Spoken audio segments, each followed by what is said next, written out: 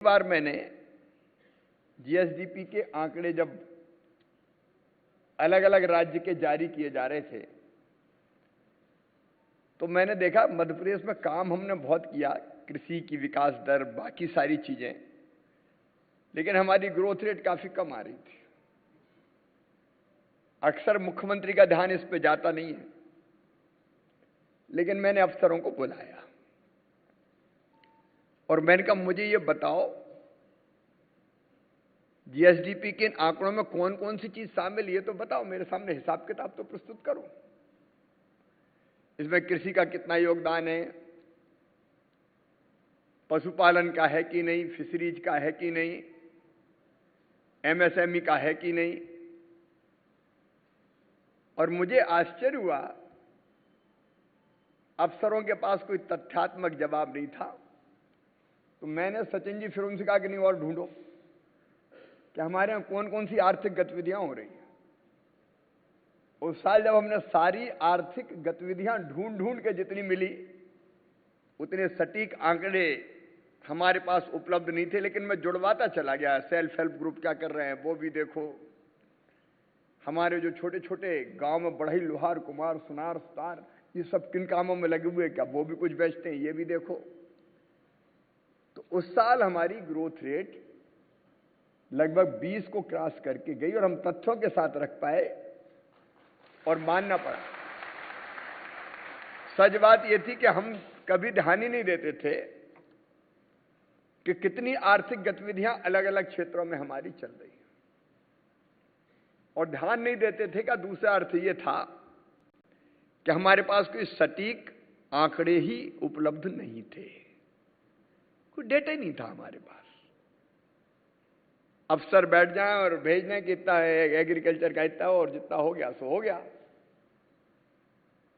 उस समय से मैंने ध्यान देना शुरू किया कि भाई सब चीज जोड़ो तो। लेकिन एक और इस विभाग के बारे में आश्चर्य की बात कि जिनका काम सही डेटा कलेक्शन का था, उनको हमने लगा दिया कि तुम विधायक निधि और सांसद निधि का काम देखो। अब उसी में लगे रहे कि कहां के एमएलए का निकला पैसा, कहां के एमपी का निकला है। काम था डेटा इकट्ठा करने का, और विधायक सांसद निधि का देखने लगे। गए थे हरिभजन को, होटल लगे कपास।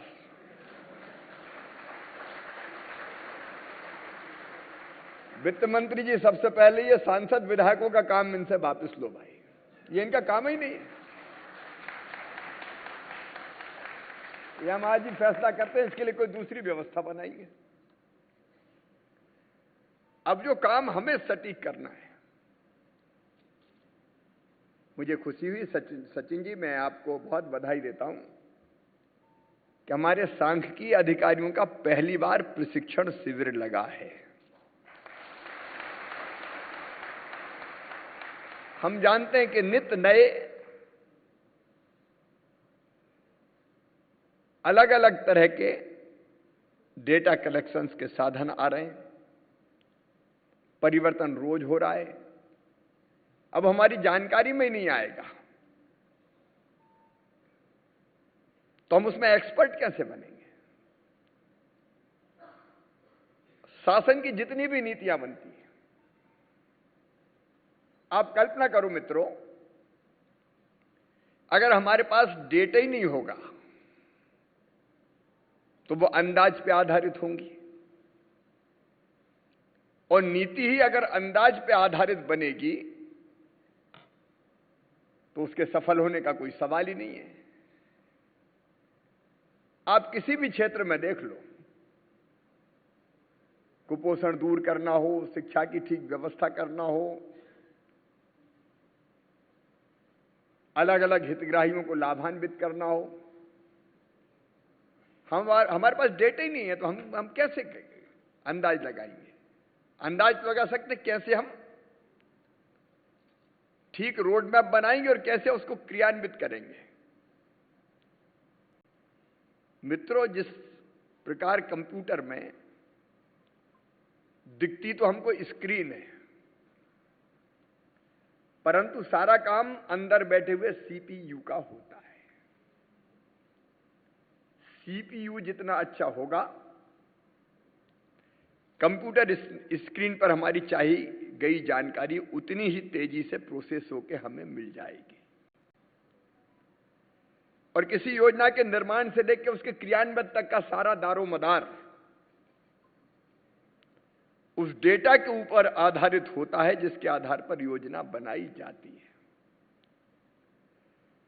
और उसके क्रियान्वयन का क्या प्रभाव हुआ? अब मुख्यमंत्री जी भाषण दे रहे जनता में, भाइयों और बहनों हमने चमत्कार कर दिया, फलानी योजना बना दी। अब तुम्हारे पास डेटा ही सही नहीं थे, योजना सब तक पहुंची ही नहीं, तो 10 वहीं खुसर फुसर करेंगे, वैसे ही दे रहे, तो ना तो प्रभाव होगा ना सब तक पहुंचेगी। लोग लाभान्वित हो ही नहीं सकते। अरे केवल शासन नहीं, हमारे दैनिक जीवन की सारी गतिविधियों का आधार भी डेटा होता है। मैं तो परिवार की बात करता हूं, अगर वही डेटा नहीं है कि आमदनी कितनी है, किधर से कितना पैसा आएगा और काय में जाएगा, अगर ये डेटा हमारे पास सही नहीं हुआ तो जितनी चादर है उससे ज्यादा पांव फैला दिए और बाद में पैसा ले लिया उधार, तो उधारी वाला डंडा लेके घूम रहा अगला मेरा पैसा। किसी भी क्षेत्र में बिना डेटा के काम नहीं चल सकता। और जो वर्तमान सदी है ये सचमुच में डेटा युग है। इसके पहले डेटा का इतना मतलब नहीं समझा जाता था, और इसलिए शायद प्रधानमंत्री श्रीमान नरेंद्र मोदी जी ने आत्मनिर्भर भारत के निर्माण का जो संकल्प लिया, तो प्रगति का आकलन करने के लिए, नीतियां बनाने के लिए, नीतियों के प्रभाव का आकलन करने के लिए डेटा की आवश्यकता पर बल दिया। और डेटा भी ऐसा जो शुद्ध हो, विश्वसनीय हो और गुणवत्तापूर्ण हो। और ये जितनी भी योजनाएं जन्म से लेकर मृत्यु तक, अब आप तो जानते हैं मध्य प्रदेश में कितनी कल्याणकारी योजनाएं हमने बनाई, लेकिन योजनाओं का ठीक से रोड मैप बने, नीचे पात्र व्यक्ति तक पहुंचे और उसके बाद उसका असर और प्रभाव, इसलिए डेटा कलेक्शन चाहिए। और इसलिए कोई ये ना माने कि आर्थिक एवं सांख्यिकी विभाग कोई छोटा मोटा विभाग है। ये बेस है, आधार है बाकी सब विभागों का। इसलिए मित्रों, मैं आपको अत्यंत महत्वपूर्ण मानता हूं।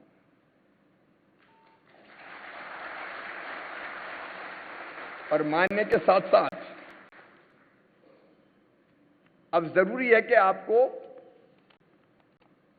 ट्रेनिंग भी पूरी दी जाए। अब ट्रेनिंग तो हो गई, लेकिन साधन ही आपके पास नहीं है। आपके पास लैपटॉप नहीं है, आपके पास कंप्यूटर नहीं है, जरूरी चीजें नहीं है, तो फिर तो रोकड़ बही में लिखेंगे। अब अभी हमें बता रहे थे सचिन जी के कागज में अपना टाइप किया हुआ रखा है, आंगनवाड़ी में बच्चों की संख्या लिख दो नीचे। अब आज के जमाने में इससे काम थोड़ी चलेगा। आपके पास संसाधन चाहिए, और इसलिए मैं आज आपको यह आश्वस्त करने आया हूं कि जो काम आपका नहीं है वो आपसे नहीं करवाएंगे। जो काम आपका है डेटा कलेक्शन का, उसके लिए पूरी ट्रेनिंग भी देंगे और उसके लिए आवश्यक व्यवस्थाएं भी करेंगे।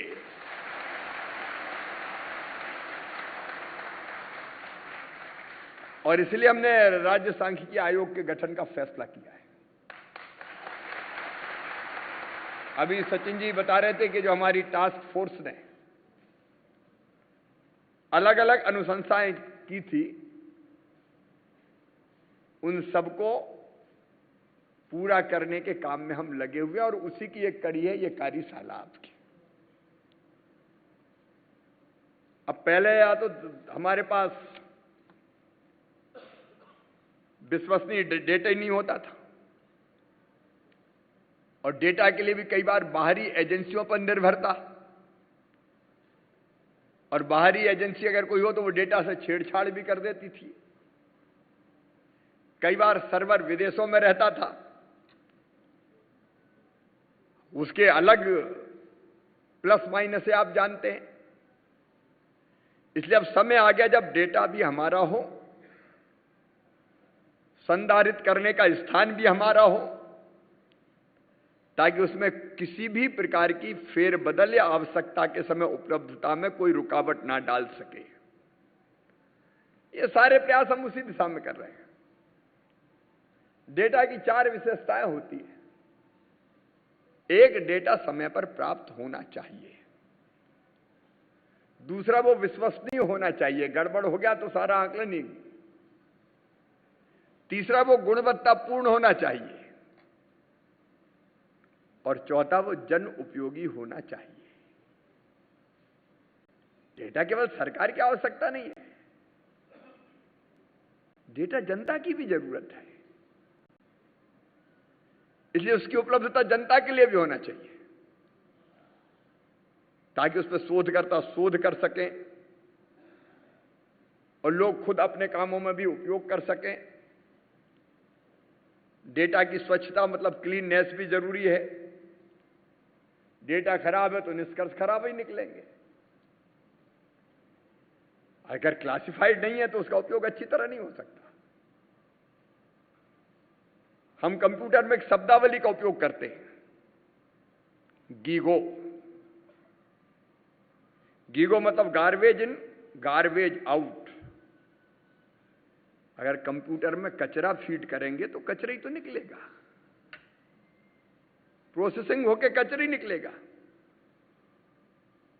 कचरा फीड करेंगे तो रिजल्ट भी कचरा ही होगा।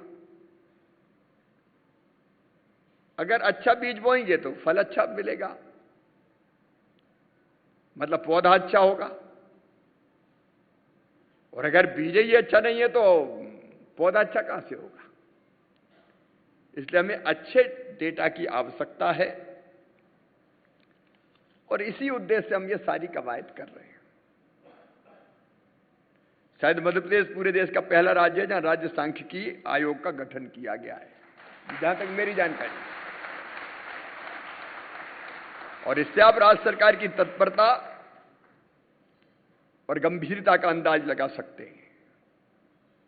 सांख्यिकी व्यवस्था को राज्य स्तर और जिला स्तर पर पूर्ण कंप्यूटराइजेशन और सॉफ्टवेयर आधारित व्यवस्था में रूपांतरित करने के लिए हमने कई कदम उठाए। हमने राज्य स्तर और जिले स्तर पर पूर्ण कंप्यूटराइजेशन करने का निर्णय लिया है। साथ ही पूर्ण कंप्यूटराइजेशन के साथ डैशबोर्ड और सॉफ्टवेयर आधारित व्यवस्था प्रक्रियाधीन है। इसको भी हम करेंगे, कर रहे हैं, हमने प्रारंभ किया है। इसके माध्यम से प्रदेश में हम एक संपूर्ण एवं एकीकृत डेटा बैंक का निर्माण करने में सफल हो जाएंगे, जो प्रदेश में सांख्य आधारित नीति निर्माण में महत्वपूर्ण भूमिका अदा करेगा। अब मैं आपको मेरे उदाहरण बताता हूं। हमने सीएम डैशबोर्ड बनवाया। अब एक व्यवस्था थी, हम अलग अलग आंकड़े बुलाएं, विभागों से कहें प्रस्तुतिकरण करो, लेकिन सीएम डैशबोर्ड में जैसे ही मैं क्लिक करता हूं मेरी चाही गई हर जानकारी, प्रोग्रेस, किस विभाग में कितना काम हुआ है, वो सब सामने आ जाती है। कई बार मैं रोज देखता रहता हूं। वहां आंकड़े उसमें भी ठीक होने चाहिए, काम बहुत आसान हो जाता है। जो हम डेटा संग्रह का काम कर रहे हैं उसके मानकीकरण के लिए प्रत्येक विभाग में अब सांख्यिकी प्रकोष्ठ का निर्माण किया गया है, जिनका प्रशिक्षण समय समय पर अब किया जा रहा है। ये प्रशिक्षण अब लगातार चलेगा, राज्य स्तर पर भी और जिला स्तर पर भी। मेरे प्रिय मित्रों, मैं बात को बहुत लंबी नहीं करना चाहता। अभी सचिन जी बता रहे थे, प्रधानमंत्री जी ने फैसला किया। देखिए, देश और प्रदेश को आगे बढ़ाना तो हमको टारगेट फिक्स करने पड़ेंगे। आप खुद सोचिए, अगर आपने तय कर लिया कि आज मैं इतना काम करूंगा और महीने भर में इतना करूंगा और साल भर में इतना करूंगा, तो आप फिर उतनी कोशिश करते हैं कि हो रहा है कि नहीं हो रहा। और अगर आप कुछ तय ही नहीं करें कि मुझे कितना करना है, तो जितना हो गया उतना हो गया। जब तक आप लक्ष्य तय नहीं करेंगे, जैसे हमने कई योजनाओं का तय कर दिया, प्रधानमंत्री आवास योजना, जुलाई में इतने मकान बनेंगे, अगस्त में इतने बनेंगे, सितंबर में इतने बनेंगे, अक्टूबर में इतने बनेंगे, नवंबर में इतने बनेंगे, दिसंबर में इतने बनेंगे। अब मेरे पास फीड है, मैं देखता हूं कितने बने हैं, बताओ। और उससे कम बने तो विभाग की गर्दन पकड़ता हूं कि ये कम क्यों बने, बताओ। अगर हम टारगेट ही तय नहीं करेंगे तो लक्ष्य प्राप्त क्या करेंगे? हो गए साहब, जितने हो गए हो गए, और नहीं तो कह दिया कि बना ही नहीं, हम क्या करें? अब बनवाने वाले को भी खींचेंगे, बनाने वाले को भी खींचेंगे। बिना बड़ा लक्ष्य निर्धारित किए आप बहुत आगे नहीं बढ़ सकते। रोते गाते जैसे तैसे जितना हो जाए कर लो, तो उससे कोई बड़ा टारगेट अचीव होता है क्या? हमने तय किया, प्रधानमंत्री जी ने तय किया, $5 ट्रिलियन की इकोनॉमी भारत को बनाना है। हम बैठे सचिन जी के साथ, हमने कहा मध्य प्रदेश का योगदान तो बताओ कितना होगा। अब $5 ट्रिलियन की बनाना है तो राज्यों को ही तो करना पड़ेगा कुछ। तो हमारे अधिकारी बैठे और बैठ के हमने एक्सरसाइज की कि ये बताओ हम कितना योगदान मध्य प्रदेश की तरफ से कर सकते हैं। अरे वो हमने ऐसे नहीं किया, जीएसडीपी टास्क फोर्स का गठन कर दिया, भारत भर के विशेषज्ञ जोड़े, और उनने जो हमें बताया वो बड़ा इंटरेस्टिंग है। उन्होंने हमें कहा कि 3 अनुमान है। अच्छा, करना कब तक है? 2025-26 तक। तो उन्होंने 3 अनुमान बताए। एक बताया $232 अरब, दूसरा बताया 280 अरब, और तीसरा बताया $550 अरब। अब मैंने आंकड़े सामने देखे। अब देख के मैंने राज्य के अधिकारियों से कहा कि ये 3 हैं। एक, रोते गाते झीकते जैसे तैसे, अगर चलना हो तो कितना करेंगे? $232 अरब हो ही जाएगा। दूसरे, थोड़ा सा प्रयास करेंगे तो $280 अरब हो जाएगा। और तीसरे, अगर जी जान से जुट जाएंगे, परिश्रम की पराकाष्ठा, प्रयत्नों की परिसीमा कर देंगे तो $550 अरब हो जाएगा। अब हम विचार करने बैठे, समय ज्यादा हो गया है। अब हम विचार करने बैठे कि 232, 280 की 550। तो हमारे कई अफसरों ने कहा कि साहब 280 ठीक है, बीच का रास्ता, थोड़ा बहुत कर लेंगे। हमने कहा नहीं, हम तो महत्वाकांक्षी लक्ष्य रखेंगे, $550 बिलियन। और हमने रोड मैप बना दिया। अरे डट के मेहनत करेंगे, थोड़ा बहुत ज्यादा, थोड़ा बहुत कम। 550 तक करेंगे तो 500 हो गया, 450 हो गया। हम 280 करेंगे तो 280 में से 232 ही रह जाएंगे। मनुष्य जैसा सोचता और करता है वैसा हो जाता है। और इसलिए हमने अत्यंत महत्वाकांक्षी लक्ष्य लिया। विषयांतर में नहीं करूंगा, ये कार्यशाला बहुत उपयोगी है। अब आपकी ट्रेनिंग हुई तो कई नई नई चीजें पता चली होगी आपको। आज मैं सवेरे से मिल रहा था लोगों से, तो चुने हुए प्रतिनिधि बहुत आ रहे हैं, सरपंच, जनपद पंचायत के अध्यक्ष, जिला पंचायत के अध्यक्ष, नगर पालिका के अध्यक्ष, नगर निगम वाले। अब उनमें से कई पहली बार जीत जीत के आए, उनको पता मां के पेट से तो हो नहीं सकता कि करना क्या है। तो वहां भी मुझे ध्यान आया कि इनको पहले ट्रेनिंग करवाओ और बताओ कि तुम्हारे कर्तव्य क्या है, तुम्हारे अधिकार क्या है, तुम्हारे पास संसाधन कितने, तुम क्या कर सकते हो। नहीं, कई बार बने, जीत के आए और आधा टाइम तो समझने में ही लग जाता है। तो ट्रेनिंग बहुत जरूरी होती है और ये ट्रेनिंग एक निरंतर चलने वाली प्रक्रिया है। और इसलिए ये फैसला ठीक है कि राज्य स्तर पर भी ट्रेनिंग, और ट्रेनिंग भी एक बार नहीं, अगर नई चीजें कुछ हुई हो तो फिर उसकी ट्रेनिंग क्या, अब ये और जुड़ गया इसमें। तो ये निरंतर चलती रहे, राज्य स्तर पर भी, जिला स्तर पर भी। और मुझे पूरा विश्वास है कि सही डेटा होंगे तो हम टारगेट सही तय करेंगे और जो लक्ष्य तय करेंगे उस पर निशाना भी सही साध के उसको भेज देंगे और प्रदेश को आगे बढ़ाएंगे। बहुत बहुत धन्यवाद।